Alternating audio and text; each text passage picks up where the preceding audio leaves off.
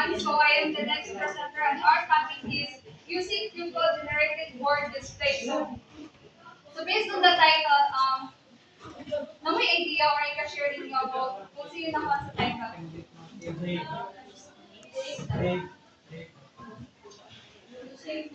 So using pupil-generated board display. So as a future teacher, kanang naggamit kayo ka ng mga students made ka ng pang board displays no.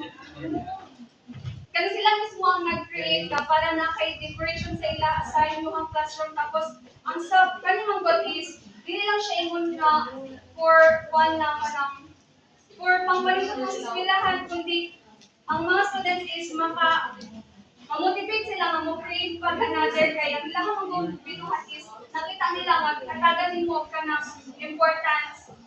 Tapos, there are examples of pupil-generated board displays. So first is connect.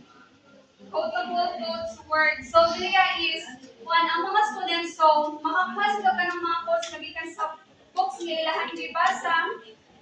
Tapos dili lang po siya sa books magbase kundi pwede po na ang students is mag-create sila og ilahang kaugalingon nga quotes. Tapos sa dili is ma-enhance students ang ilahang writing literacy.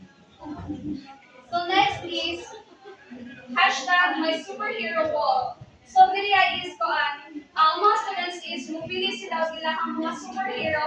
Pwede sila magkuha sa books or sa kanang real life gali, for example ang kanang doctor or ilang mama or papa. And then sa kilid anong mga pictures is magputang sila og reason or explain nila kung ano ka na ilahan mupili nga superhero. And then after that is pwede na ma-dikit sa teacher sa wall sa ilahang classroom.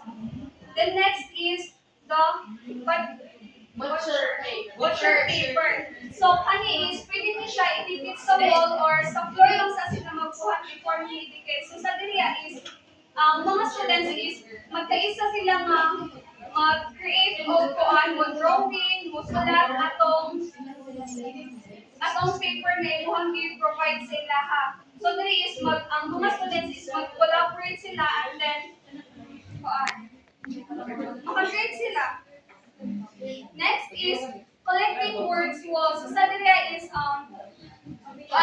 already show ka ng basketball nga ginikit nimo sa wall and then dito is ang mga students if maka-encounter sa pagbasa sa mga students if maka-encounter sila ng mga words na hindi familiar sa ilaha pwede din nila isulat sa paper and then pwede po na ilaha kung iputang ang meaning sa likod tapos after nila sulat iputang doon or ihulog to nila aning nga mga basket.